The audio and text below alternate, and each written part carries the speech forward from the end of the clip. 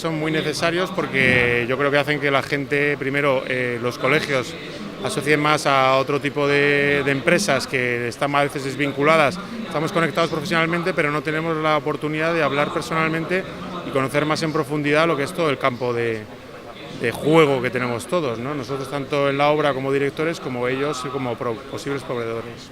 Bueno, nosotros yo creo que podemos aportar el que desde el proyecto, es decir, desde el comienzo de la idea del proyecto, desde que se empieza a pensar, pues tenemos que intervenir con muchísima gente, con un grupo muy amplio. Entonces ellos de alguna manera complementan también esa parte nuestra de trabajo que creo que es una simbiosis entre ellos y nosotros. Es decir, nosotros aportamos el poder contar con ellos desde el comienzo y ellos poder complementar toda la formación más técnica o más profunda de su propio producto hacia nuestro resultado final, que es la obra, para la gente, con un destino absolutamente social, que al final nuestro objetivo como arquitectos es tener ese objetivo social, es para la gente, no es para solo nuestra creatividad, que es lo que muchas veces la gente piensa. Bueno, yo creo que puedo aportar el conocimiento que me ha dado estos 3 años profundos de obra más los 10 de gestación de proyecto, y creo que les puedo contar pues cómo en épocas de crisis económica y de poco trabajo podemos responder con medios diferentes que no nos educan en ningún sitio, ni en la escuela, ni en las escuelas de arquitectura, ni en los propios estudios. Entonces, bueno, hay que echarse a la calle, hay que conocer a la gente y hay que tener un objetivo absolutamente social, porque somos, digamos, nuestra sangre tiene que ser, la arquitectura no es un arte ni es una ciencia, es algo que está destinado a la sociedad y es una mezcla de todo. Pues hoy vais a ver un proyecto que me han pedido que enseñe, que es el Gran Canaria Arena, que se acabó en el año 2014 y es un edificio para 10.000 personas donde se hacen, bueno, pues eventos deportivos de élite, se hacen conciertos, Circo del Sol, es decir, es un edificio multidisciplinar que se realizó en la época de crisis y tuvo muchos avatares y muchas historias y muchos obstáculos en todo el proceso. Y que creo que, bueno, pues que puede simplificar y hacer una serie de cosas, de llegar a la gente, a los arquitectos, de saber que no estamos solo en el mundo del estudio, sino estamos en la sociedad y que tenemos que hacer unas actividades muy superiores a lo que la gente cree que es solo crear, sino relacionarnos con todo el mundo para poder sacar adelante los proyectos. Bueno, esto, lo primero de todo, gracias a la plataforma Arquitectura de Empresa, que da gusto que monte este tipo de eventos, al Colegio Territorial por acogernos y a todos vosotros por aguantar.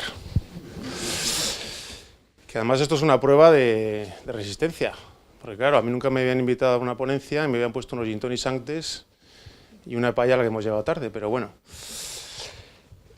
Bueno, a mí cuando me llamaron para esto, para estos diálogos constantes que tiene la plataforma con Arquitectura de Empresa, yo no sabía muy bien qué contar, no sabíamos muy bien en el estudio qué contar, porque creo que, como bueno, bien ha planteado Pepe en su discurso, ¿no?, donde el arquitecto se tenía que reinventar y tiene que ir a otros patrones, tiene que tocar otros campos, o incluso tiene, como decía Benjamín, o como José Manuel Sanz decía, de llegar a ese detalle, ¿no?, de esa especie de educación, ¿no?, de esa sociedad que aún está gestándose, pues bueno, nosotros en el estudio nos planteamos, nos recomendaron primero ser breves, que es difícil para un arquitecto, pues nos encanta hablar de nosotros, pero sobre todo elegir una obra. Y me sugirieron casi ellos que eligiera pues no es las últimas obras que hemos hecho, pero sí una reciente que acabamos ya hace 3 años. Y que además tuviera una serie de connotaciones para que pudiera expresar el hombre orquesta que tiene que ser el arquitecto para poder llevar a cabo a veces su proyecto. Entonces yo os voy a contar de una forma, espero que breve, y si no me interrumpís, de verdad, sin medio problema, os voy a contar de una forma un poco heterodoxa, o sea, poco ortodoxa quiero decir, no he traído planos, No he traído estudios de contexto, que me han encantado los tuyos, Pepe, por cierto, de toda la ciudad de Málaga. Nosotros ahora vamos a empezar una obra allí, que luego me gustaría charlar contigo, en esa copa que no perdonas, yo tampoco la voy a perdonar. Y la verdad es que, bueno, pues voy a intentar contar una obra no diciendo lo que ya dicen muchos arquitectos, joder, la imagen, porque es que contra la imagen, pues sí es verdad que la imagen, vivimos en un mundo de imaginería y hay que vivir de esos maravillosos planos, ¿no? Este proyecto en concreto llegó a tener como 980 planos, ¿no? Luego estaba Oiza hace años diciendo que un proyecto con tantos planos pues no era un buen proyecto. Cada vez te piden más definición y te piden más cosas, ¿no? Desde medio ambiente a los certificados, a todo tipo de documentos. Bueno, sin enrollarme más, os voy a pasar a contar un poco la historia. Es la historia, no es un proyecto contado desde el punto de vista del arquitecto que os quiere contar dónde están los espacios y dónde están tal, sino que cómo realmente se desarrolla este proyecto. El proyecto es el Gran Canaria Arena. Bueno, alguna cosa no se ve bien. Y me pedían un título, ¿no? Y yo estaba con la idea resucitada, con la idea del naufragio, algo, ¿no?, que en un momento dado, en este histórico, pues se ha detenido varias veces. Esto es un concurso que se convoca en el año 2002, hace 15 años. Nosotros siempre hemos tenido en el estudio una preocupación muy seria con algo que está muy bien ser el último, porque al final puedes hablar de tus compañeros, ¿no? Pero de esa relación que siempre creo que tiene la arquitectura, que nosotros la hemos entendido así como casi de artesanía, no tanto empresarial, desde el punto de vista de una gran empresa o desde el punto de vista de una gran comercialización, sino de algo que realmente quiere estudiar el detalle y quiere buscar algo que sea, pues eso, desde la creación casi ex nova y que sea una cosa muy de artesanía.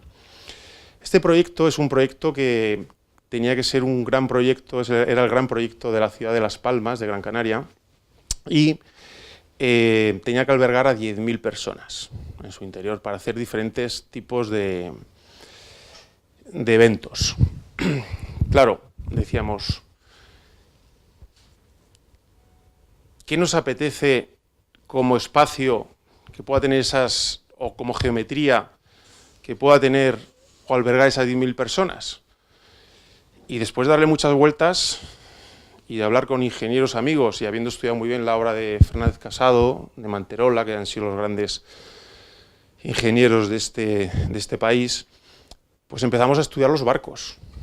Esas geometrías de los barcos, de las cáscaras que realmente están ahí, están presentes, que pertenecen al mundo del agua, pero que cuando llegan a las ciudades, a Málaga menos, pero sí, por ejemplo, cuando entra en Venecia, ¿no?, uno de esos enormes buques, y son más altos que las propias casas, de repente transfiere una escala espectacular. Y además nos interesaba mucho cómo podíamos estudiar ese mundo de la ingeniería en este concurso, que fuera recorriendo esa obra civil, pero no desde el agua, sino estudiando o recorriendo ese casco que realmente está siempre bajo agua. Claro, nuestro interés por los materiales, que va intrínseco y que tiene que ver con, ¿se hacían barcos de hormigón? ¿El barco de hormigón es viable? Pues sí.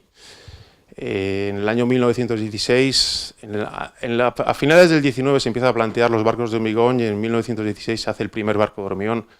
Y luego Churchill en la Segunda Guerra Mundial, debido a la carencia que hay en aceros, pues plantea el hacer una cantidad de barcos de hormigón, que dice, no hay acero, es más barato, la ferralla, el hormigón armado ha evolucionado bastante, pero luego a lo largo de los años se ve que el coste realmente se va en la mano de obra.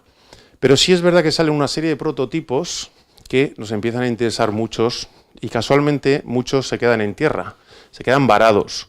Y eso nos ayuda a entender cómo se puede recorrer esa obra civil con tanto interés. Cómo casi esa estructura que va a albergar esos barcos, pues ya en sí es un espacio que si lo llenáramos de gente, pues nos plantearíamos muchos posibles espacios funcionales.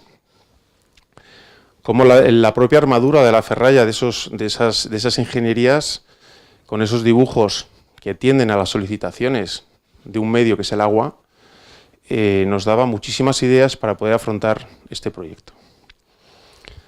Como incluso ya planteando una cubierta sin tener esas protecciones, pues este espacio maravilloso del casco, insisto, que habitualmente no concebimos porque está bajo el agua, porque tiende a sus resistencias, empezaba a generar unas cosas maravillosas. Entonces, bueno, pues en el estudio 2002, bueno, éramos tan jóvenes como ahora, no ha pasado tanto tiempo, y tenemos la mala fortuna de que era el concurso más grande que habíamos hecho. Después de los 30 o 40 está mi socio Miguel Ángel por ahí, y bueno, yo soy más el que hablo, y Miguel Ángel es el que me aguanta. Pero después de todos los concursos que habíamos hecho, pues tuvimos la mala suerte de ganarlo, con 30 años, recién cumplidos. Vaya película.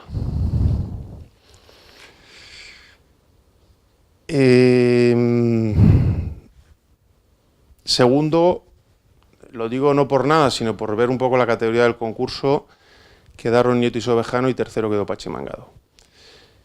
Claro, yo creo que ellos pensaron que aquí había un estudio grande detrás.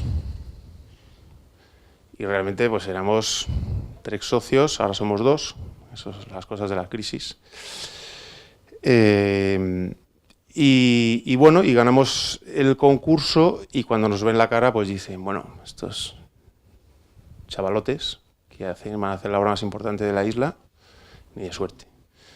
Entonces tenemos reuniones, las primeras reuniones con el ayuntamiento. Estoy contando todo esto porque no quiero parecer un abuelillo, pero es que me han pedido que cuente cosas que tiene que hacer el arquitecto para poder llegar a cabo las obras que hacemos. Entonces, claro, las primeras reuniones con el ayuntamiento, pues pones ahí tu cara de mayor, con 30 años, que no la tienes, y te reúnes con gente que ya tiene pues, el colmillo retorcido, y te das cuenta que te van a quitar la obra y que por ningún lado te la van a contratar. Y yo entonces recurro, digo, pues somos muy echadopalantes, y decimos, pues vamos a Garrigues, que es un gran despacho. Y a ver qué nos cuentan, porque hemos ganado un concurso, hay un acta, y vamos a ver. Y entonces vamos a ver al ayuntamiento, y de la mano un abogado. Eso que hace la constructora, que odiamos todos los arquitectos, cuando el primer día de la obra llega con el abogado diciendo que esta obra no se puede hacer por este precio, pues lo hicimos nosotros.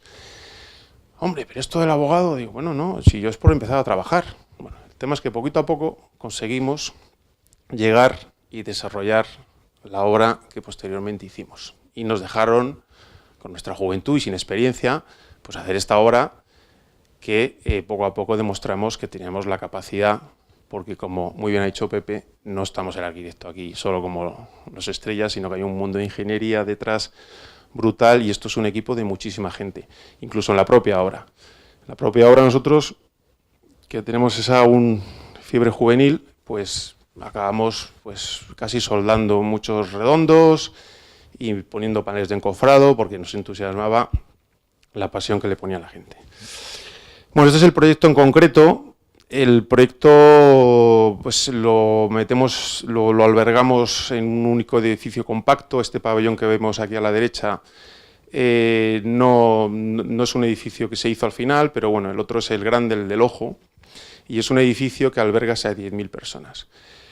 Realmente, una de las cosas que nos interesaba es conseguir la idea de ese barco varado en tierra que está metido aún en el recinto que se sigue construyendo, y que la gente pues lo pasea, lo habita y puede realizar todos los eventos que allí quería. Y además tener una geometría, insisto, no he querido traer planos de contexto ni imágenes, pero yo creo que lo puedo contar de forma rápida, que tenga una geometría facetada que tenía que ver con todas las fuerzas que tenía el sitio, que tenía muchísima carga mineral, las islas son bastante volcánicas, como sabéis, y entonces con esta imagen de símbolo, pues esta especie de ojo, a 3 kilómetros se ve el mar. Estamos en una posición álgida al final de un barranco y conseguimos ver el mar. Cuando contábamos esto, claro, nos decían que éramos unos flipaos y que el mar que probablemente no se viera. Luego, gracias a Dios, demostramos que sí se veía el mar desde ese ojo.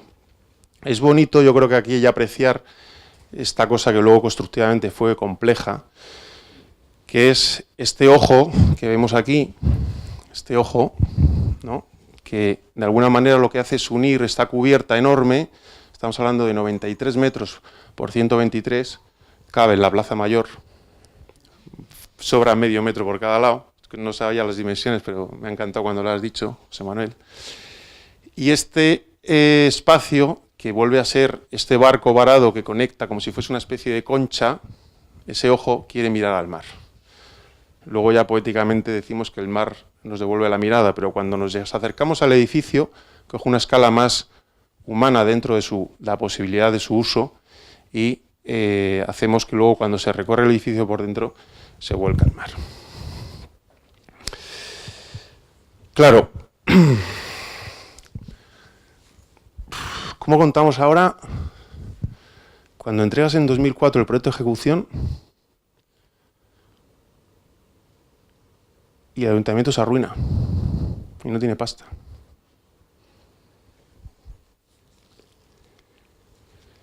Pues entonces vas a una ingeniería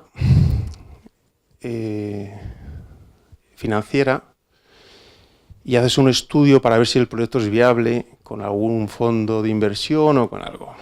2006, imposible. Esto no hay manera de sustentarlo. Y un día nostálgico, estamos en el estudio y empezamos a decir, joder, Pau Gasol, Carabajosa, o sea, todos los grandes del baloncesto que nos han dado tantos premios. ¿Qué pedazo de equipo tenemos? Hace tiempo que no tenía este pedazo de equipo España. Coño. ¿Y si nos planteamos hacer el Mundial de Baloncesto en España? ¿Y hacemos que se construya el edificio? Se nos ha ido la olla. Te vas de gin tonics, como nos iremos luego, reflexionas y al día siguiente llegas al estudio y empiezas a abrir planos. Y dices, jo, qué pena, ¿no?, que se quede en papel esto. Y entonces dices, bueno, voy a llamar.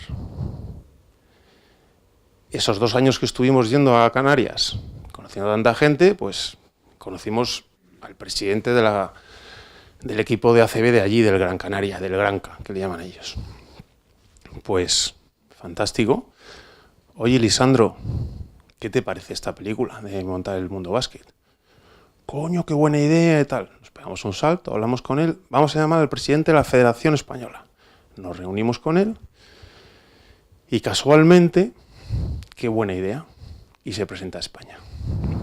Y en esta foto tan provocadora que he puesto, que es como intentar ver aquello que sabes que está ahí, pero que no puedes ver, pues conseguimos que le otorgaran la candidatura del Mundial de Baloncesto a España. Con la única condición de que el único edificio que se hacía, porque ya estaba Madrid, estaba Barcelona, estaba Valencia, estaba Granada, era el de Gran Canaria, y lo conseguimos. Entonces, pues licitaron la obra de tuvimos la mala fortuna de cobrar el proyecto 2 veces, porque lo tuvimos que aplicar al código técnico, en 2007, a gran aliado nuestro, por primera vez para el arquitecto, y tuvimos esa mala suerte. Y ya haciendo otra vez el proyecto, aplicándolo bien, pues conseguimos hacer el edificio. Y ya se licitó y salió el edificio. Y en este ínterin que tú contabas, Pepe, que estaba muy bien, del tema del presupuesto, que yo creo que es una cosa también muy intrínseca a España, pues claro, yo les dije, oye, ¿queréis saber cuánto cuesta el edificio? ¿Exactamente? ¿O necesitáis un precio político? Porque hasta que esto no se despolitice, es imposible que nosotros tengamos un mínimo control. Sí, ¿cuánto nos va a costar? Y les dijimos 80.600.000 euros. Esto es una barbaridad. Entraba el gobierno central, estamos hablando de 2011, plena crisis, no podemos hacer una obra tan monumental. Y llega un momento en que nos dicen, lo tenéis que ajustar a 65 millones o a 60 millones. Nosotros hicimos una reducción del proyecto y lo dejamos en el precio que ellos nos pedían, diciendo que no habíamos hecho el mismo edificio por ese dinero, sino que lo que habíamos hecho es no hacer partes del edificio que no se necesitaban para el mundo básquet.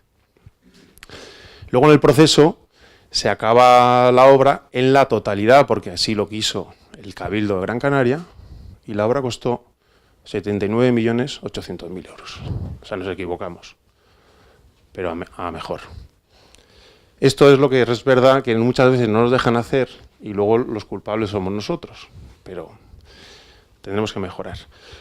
Bueno, os voy a contar rápidamente, me he querido empeñar un poco en esto, que yo creo que es lo que se me pidió de contar anécdotas, en contaros rapidísimamente ahora un recorrido por la obra, y que todo este esfuerzo del 2002 al 2011, estamos hablando de 9 años en las que se hizo la obra, en las que se hizo, la gestación de cómo se podía llevar a cabo la obra, merecieron absolutamente para nosotros la pena. Y a día de hoy para la ciudad parece que también. Es una gran inversión, la recuperaron en 2 años y ahora es una fuente de ingresos para la ciudad.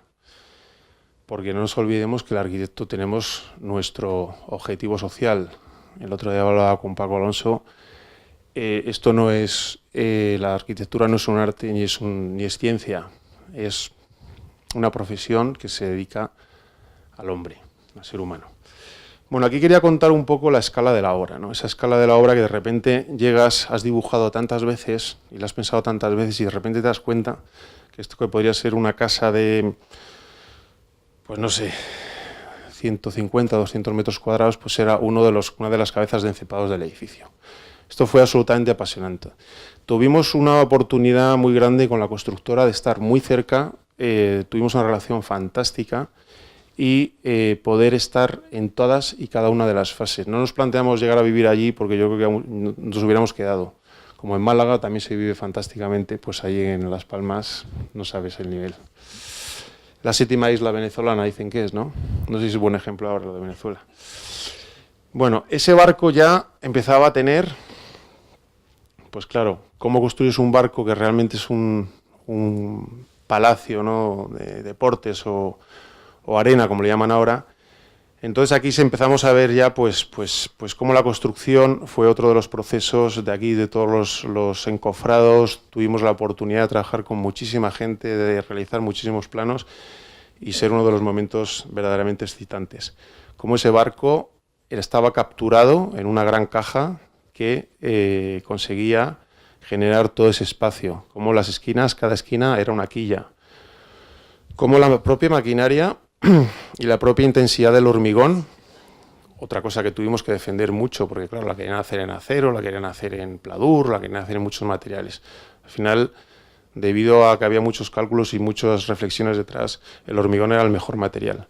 Como de repente esa caja era sensible a ese barco, se abría, se plegaba y conseguía introducir la luz, una luz muy parecida, más intensa, pero muy parecida a la de Lima, tanto en cuanto tiene una nube siempre constante y cuando de repente se deshace esa panza de burro, como le llaman ellos, entra un sol incisivo. O como esa concha que enseñaba en la maqueta, se consigue ejecutar de una única pieza in situ y que realmente pues, nos da esa concepción de estar ante una cosa simbólica y con una escala muy, muy considerable. Aquí voy a enseñar otro aprendizaje muy bonito, si esto va, no va, a ver, para atrás. Pues no va y no me voy a arriesgar. Bueno, eso era el montaje de la cubierta que se construyó, eran vigas de 90 metros. Lo hicimos en metálico porque realmente lo intentamos hacer todo en hormigón, el peso propio era imposible. Estuvimos trabajando con Jesús Jiménez Cañas, que fue uno de los grandes ingenieros con los que trabajó Rafael Moneo en casi todos sus proyectos, y era por peso propio imposible. Al final, un barco tiene sus cuadernas metálicas y un cierre del material que sea. Aquí vemos cómo es una pieza objeto que se impone a un paisaje e intenta mirar más allá, intentando capturar todo lo que pasa casi como un pliegue más de la cubierta, como si fuese una de las faldas de las montañas que hay en el fondo. Cómo emerge en ese contexto desdibujado, desordenado, intentando establecer un orden mayor. cómo el alzado sur intenta, ese ojo que mira al horizonte, el alzado sur es un vomitorio, es algo que intenta introducir a la gente dentro. Estamos hablando de una escala, no sé si podéis ver a la persona, porque no se ve mucho, pero bueno, una persona es esto. Miguel Ángel Monclús.